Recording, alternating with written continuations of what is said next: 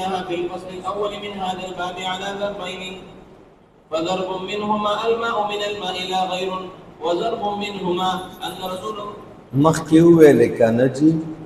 فقالوا فهذه الآثار تخبر عن رسول الله أنه كان يغتسل إذا جامع وإن لم ينزل. إنزال نمي شوي أو مجامعات وشنو وصل بكي، فقيل لهم هذه الآثار إنما تخبر عن فعل رسول الله. دا خو هغه آثار مرویه دي چې په دې کې خبر ورکوي له فعل د مصطفی. وقد يجوز ان يفعل ما ليس عليه الله، شاید ممکنه ده دا خبره چې پیغمبر علیه السلام دی یو کار وکړي و هغه په ده باندې واجب نه وي، هغه په ده باندې یعنی جما بدون الانزال کې د په پیغمبر غسل واجب نه یو کړی دی. دا من باندې اول قول والا اعتراض کوي. صحیح شو جی؟ اڅوک چې وایي چې جما بدون الانزال کې غسل نشته، نو من خو آثار مرویه ذکر کړه چې عایشه به وایي چې او ما نبی علیه السلام او ازل تکل ختانان وای کېدای شي چې حضور داسې یو عمل وکړي چې په د واجب نه وي. دا چې اوس دا کوم اثار دا پرون نه دا دوه ورځې مخکې موږ او تاسو وویل او پاتې شو والاثار الاول. قائلین د قول اول وایي چې د باب اول کې کوم اثار راغلي دي چې په جما بدون الانزال اکسال دیکھ غسل نشتا تخبر عما یجب و ما لا یجب. وی هغې کې د دې خبرې تذکره ده چې کم شی واجب ده کم نه ده. وی هلته وایي چې جما بدون الانزال موجبه د غسل نه ده، فهي اوله. وی دا دویم اثار چې ته راخلې چې هغې نه نه وجوب معلومیږي نه عدم وجوب، او شاید نبی پاک یو عمل وکړي واجب پې باندې نه وي، نو هغه د باب اول کې چې راغلي دی چې الماء من الماء دا نور روایتونه اذا وجلت او قحطت او دا نو فکان اولا اولا بالعمل غدي. دا قائلین د قول اول وایي څوک چې په اکسال غسل واجب نه. فکان من الحجة لأهل المقالة الثانیه، دلیل د دویم قول والا دویم جمهور دی منګ او تاسو چې په جما بدون الانزال کې منګ غسل وایو. الماء من الماء منګ یا منسوخ وایي یا د ابن عباس خبره حمل کوي په حالت النوم باندې ابتدا د اسلام کې على اهل المقالة الاولى. زمن دلیل د دویم قول معنا د جمهور په خلاف د اول قول د هغې کسانو چې هغې په اکسال کې غسل واجب نه وي. ان الاثار التي رویناها فی الفصل الاول، د باب په اول کې چې کوم روایتونه راغلي علی ضربین دا دوه قسمه دي. ضرب منها یو قسم آثار الماء من الماء لا غیر، هغه دغه روایت واجبیږي استعمال یو بو چې کله منی خارج شي. وضرب منهما او یو قسم په دې دوو کې هغه دا د ان رسول الله قال. تاسو ګوره معاذ دې ته دا ډېره عجیبه خبره کوي. دا زموږ د جمهورو ده په خلاف د قائلینو د قول اول چې قائل دي په عدم وجوب لا غسل على من اقسل حتى ينزل. دویم قسم دا راغلی نشته غسل په هغه چا چې اخراج الذکر قبل الانزال حتی علی بواجبیږي ينزل انزال وشي اندور. فاما ما كان من ذلك فيه ذکر الماء من الماء، اکم نوع روایاتو کې چې دا الفاظ راځي چې الماء من الماء فإن ابن عباس رضی الله تعالی عنہ زمن په جواباتو قائلینو د قول اول ته چې قائل دي په عدم وجوب او زمن په تعویلات او توجیهاتو کې چې په الماء من الماء کوي کو د ټولو نه قوي دوه توجیه دي. یو دا ابن عباس وی قد روي عنه في ذلك بالکل الماء من الماء دا روایت شوه د نبی علیہ السلام نه په باب د غسل خو د نبی پاک په مراد او مقصد باندې ځان پوهول غواړي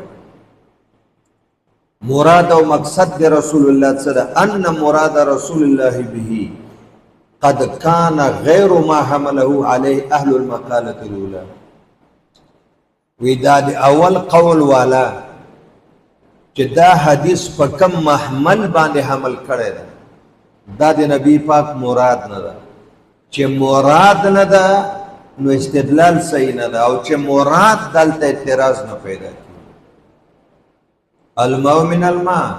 تاسو حمل که په حالت یقظت کې چې سړی جما ښځې سره بدون الانزال وکړي وی غسل نشته دا مراد نه ده مراد دا ده چې د شپې سړی خوب وګوري په خوب کې کیفیت د مجامعت وګوري احتلام یې وشي سحر وګوري په کپړو بدن منی پراته ده الماء من الماء اوس په باندې غسل فرض ده ځکه یقینا پته ولګېده چې د احتلام شوی نو مراد او مقصد حالت النوم احتلام ده نه جما په حالت یقظت تاسو چې به کوم حمل کړی هغه مراد رسول نه ده چې مراد رسول ده هغه مورد اعتراض نه دا خو جمهور سلف و خلف مني چې سړی د شپې خوب کې جما وګوري او سحر بدن جامې وچ کړسي اثر په د منی مزي نشته غسل په واجب ده او چې اثر د منی وینو بیا په باندې غسل څه ده قد كان غير ما حمله عليه المقاله الاولى اي قائلين د قول اول الماء من الماء روایت چې تاسو په کوم حمل کړه دا د نبی پاک مراد نه ده حالت نوم مراد ده اوس په متعدد سندونو باندې د ابن عباس دغه تعویل ذکر کوي وبه قال حدثنا فهد قال حدثنا ابو غسان قال حدثنا شريك عن داود عن عكرمة عن ابن عباس رضي الله عنهما قوله الماء من الماء انما ذلك في احتلام دا چې د شپې سړی خوب وګوري اذا راى انه يجامع ثم لم ينزل فلا غسل عليه او سبای په بدن او په کپړو باندې وبنایل فهذا ابن عباس رضي الله عنهما قد اخبر ان وجهه غير الوجه الذي حمله عليه اهل المقام توجيه د حدیث توجيه محمل د حدیث غیر د اغنا چې قائلینو د قول اول په حمل کړي فزاد قوله قولهم نو معارض واقع شو قول د ابن عباس له قول د قائلینو د مذهب اول سره هغه په یقظت حمل کړي دا د په حالت نوم احتلام واما ما روي فيما بين فيه الامر اخبر فيه بالقصد وانه لا غسل عليه في ذلك حتى يكون الماء فانه قد روي عن النبي صلى الله عليه وسلم او کتا سو بیان په دې حمل کوي چې الماء من الماء ده او هم د قید دې محمل د حالت یغزد او جماع بدون الانزال ده غسل د پر شرط انزال ده نو د دې په خلاف روایتونه د نبی علیه الصلاۃ والسلام راغلي دي وبه قال حدثنا ابن مرزوق قال حدثنا وهب قال حدثنا شعبة عن قتادة عن الحسن عن ابي رافع عن ابي هريرة رضي الله عنه قال قال رسول الله صلى الله عليه وسلم اذا قعد بين شعبها الاربع ثم اجتهد فقد وجب الغسل. ګوره کله چې خاون کینی په څلورو ګوټونو د ښځه کې توجیهات په شپږ د نورې پرېږ د فرد څلور ګوټونه دو پتنونه دو زنګانونه دو لاسونه کیفیت د مجامعت و ثم اجتهد بیا ستومانه کې دلره ناسته نو چې په دغه طریقه باندې وي رفع د رجلین وي او لاسونه دې لګولې دي او دو پتنونه او دو پنډۍ یا د فرد څلور طرفونه او دې وخت سړی خوځي را خوځي ستومانه شي وجب الغسل خد دې روایت سره به تاسو کوي موږ الته چې وای الماء من الماء کاغه نبی روایت راغله په حالت یقظت جما بدون الانزال کې نو دلته خو انزال ذکر نشته چې کله څلورو ګوټونو کې کینی او د استومانه کې دا ناسته غسل واجب هغه د مطلقاً ویل غسل واجب ده دا روایت د مخکې روایت په خلاف شو کنه او معلومه دا شو چې هغه روایت منسوخ ده کنه وبه قال حدثنا محمد بن علي بن داود البغدادي قال حدثنا غفان بن مسلم قال حدثنا حمام وابان عن قتادة فذكر باسناده مثله. وبه قال حدثنا فاضل قال حدثنا ابن نعيم قال حدثنا هشام عن قتادة عن الحسن عن ابي رافع عن ابي هريرة رضي الله عنه عن النبي صلى الله عليه وسلم مثله. وبه قال حدثنا فاضل قال حدثنا ابن نعيم قال حدثنا سفيان عن علي بن زيد عن سعيد بن المسيب عن عائشة رضي الله عنها قالت قال رسول الله صلى الله عليه وسلم اذا قعد بين شعبها الاربع ثم الزق الختان بیا جوخ کی ولګي یو مختون زای د بل مختون زای سره فقط وجب الغسل. یو مختون بل زای ما سره ولګي کی معنا د سړی مختون زای غایب شي په مختون زای د زنانه کې وجب الغسل. دا روایت خو د الماء من الماء په خلاف ده کنه. دلته خو صراحتا معلومیږي چې غسل لپاره انزال شرط نه ده بلکې نفس غیبوبت د حشفه ضروری ده. وبه قال حدثنا احمد بن عبد الرحمن قال حدثنا عمي قال حدثنا ابن لهيعة عن جعفر بن ربيعة عن حبان بن واسع عن عروة بن زبير عن عائشة رضي الله عنها ان رسول الله صلى الله عليه وسلم قال اذا جاوز الختان والختان فقد وجب الغسل. چې یو مختون ځای تجاوز کی معنا غایب شي په بل مختون ځای کې بس غسل واجب ده. دا ټول روایتونه د الماء من الماء پر ناسخ دی هغه منسوخ کړل. قال ابو جعفر فهذه الاثار تزاد الاثار الاولى. د باب اول کې چې کوم روایتونه راغلي دي هغه دوه قسمه او الماء من الماء او دویم لا غسل على من اكسل حتى ينزل. هغه روایتونه او دغه روایتونه الزق الختان او جاوز الختان الختان دې دوړو منځ کې تعارض راغی. وليس في شيء من ذلك دلیل او دلته بظاهر دلیل نشته علی الناسخ من ذلك ما هو چې په دې دوه قسمه روایتو کې ناسخ کم یو ده او منسوخ کم یو ده. فنظرنا فی ذلك من تحقیق تتبع تلاش وکړه په دې کې چې منګه مقدم تاریخا معلوم کو هغه منسوخ وګرځو مؤخر په اعتبار د تاریخ معلوم کو هغه ناسخ وګرځو. فإذا علي بن شيبة قد حدثنا قال حدثنا الحماني قال حدثنا عبد الله بن مبارك عن يونس عن الزهري عن سهل بن سعد عن أبي بن كعب رضي الله عنه قال إنما كان الماء من الماء في أول الإسلام فلما أحكم الله الأمر نهى عنه. دا په ابتدا د اسلام کې چې قلت الماء قلت الثياب چې کله الله اسلام غالب کثرت دی وبو کثرت د کپړو راغی نه عن بیا د دینه منع وکړه دی ویل چې په 1 سال کې غسل شتل. وبه قال حدثنا احمد بن عبد الرحمن قال حدثنا عمي قال اخبرني عمرو بن الحارث